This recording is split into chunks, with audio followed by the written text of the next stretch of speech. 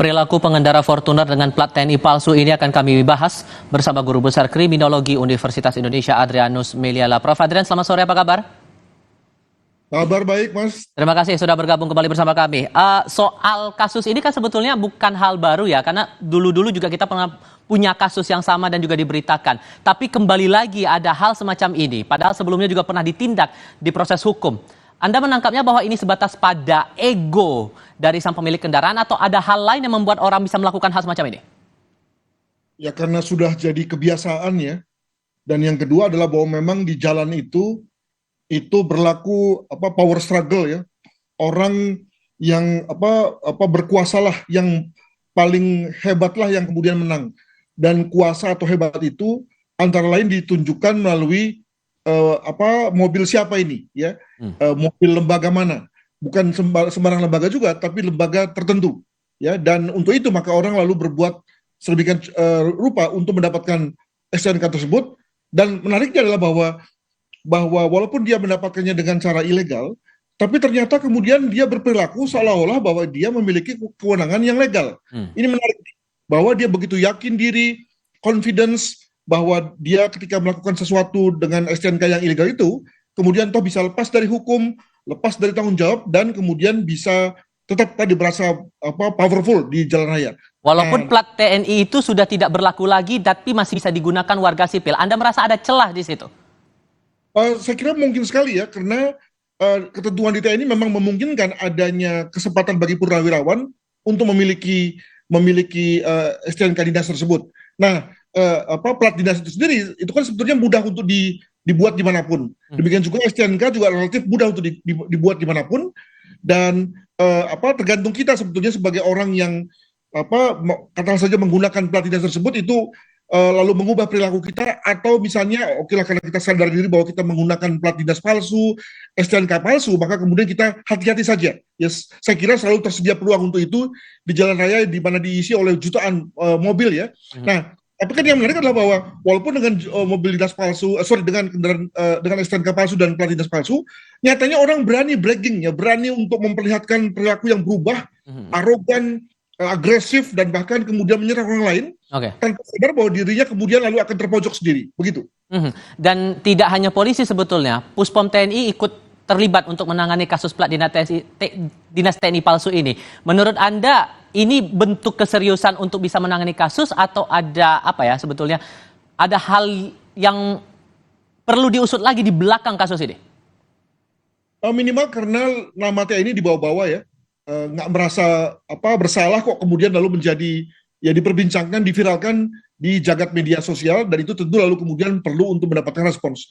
Namun saya kira terlepas dari kasus ini dan saya kira pelakunya akan segera mendapatkan proses hukum yang sesuai, maka berkenan kita semua untuk mulai berpikir tentang bagaimana mengatasinya.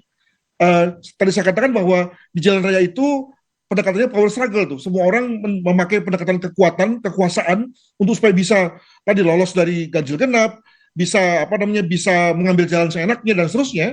Maka lalu kemudian salah satunya dia ditandai dengan menggunakan STNK atau bahkan mungkin juga menggunakan mobil dengan logo instansi tertentu, atau menggunakan stiker-stiker dari instansi tertentu gitu ya. Nah, bagaimana kita untuk mencegah hal ini tidak terjadi lagi ya? Maka sekedar untuk mengatakan bahwa ada ketentuannya loh, menurut saya nggak cukup, karena ada saja kesempatan bagi orang lain untuk melakukannya, dan hal-hal ini akan terulang lagi di masa depan. Menurut saya kita perlu ada satu mekanisme di mana misalnya sebagai contoh cukup dengan satu nomor saja ya. Lalu kemudian dapat dikenali dengan pendekatan artificial intelligence misalnya, kita segera bisa tahu bahwa ini adalah milik mana, dan langsung bisa diketahui juga bahwa ini sudah upgrade apa atau tidak, milik dari orang yang sudah pensiun apa tidak, dan seterusnya, sehingga kemudian lalu lebih cepat ya dari sisi penggunanya ketimbang dengan cara-cara seperti ini di mana orang bisa mengelabui ya sesama pengendara lain. Sampai membuang plat nomor ke daerah yang jauh, begitu saya katakan demikian. Itu Anda menangkap bahwa ini ada upaya untuk merencanakan menghilangkan barang bukti?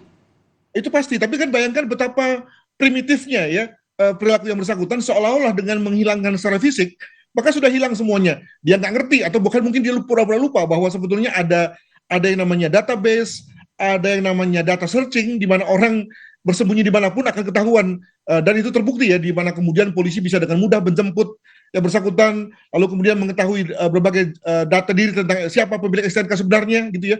Ada kesan panik begitu menurut Anda dari pelaku? Sangat mungkin, dan tadi primitif ya, tadi ciri-ciri dari orang yang mengedepankan emosi, mengedepankan ego, dan begitu ketahuan langsung kemudian seperti kerupuk ya yang terkena air, begitu. Oke, sehingga kan ini tindak lanjut yang harus dilakukan otoritas adalah menertibkan nomor-nomor plat dinas palsu ini agar tidak disalahgunakan. Tindakan seperti apa yang harus dilakukan oleh otoritas terkait menurut Anda, Pak? Misalnya dengan cara membuat plat dinas yang sedemikian rupa tidak mudah untuk dipalsukan, ya, tidak mudah untuk digandakan.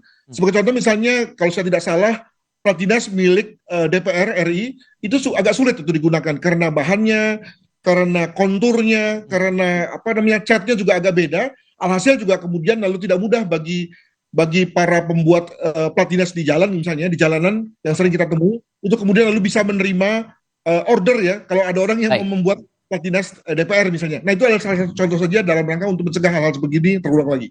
Jangan sampai terulang lagi. Prof. Adrian, terima kasih banyak sudah berbagi perspektif bersama kami. Selamat sore, Prof. Terima kasih. Laporan lainnya, usai jeda, Timnas U23 wajib menang berhadapan dengan Australia malam ini dalam lanjutan Piala Asia U23 di Qatar.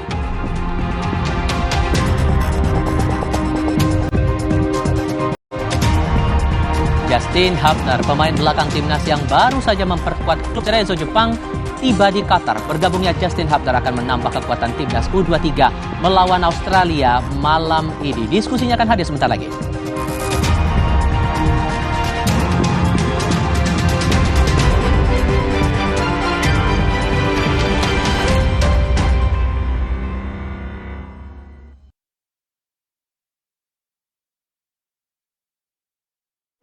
Rasa gigi ngilu kalau minum dingin. Terus kondisi gigi sensitif.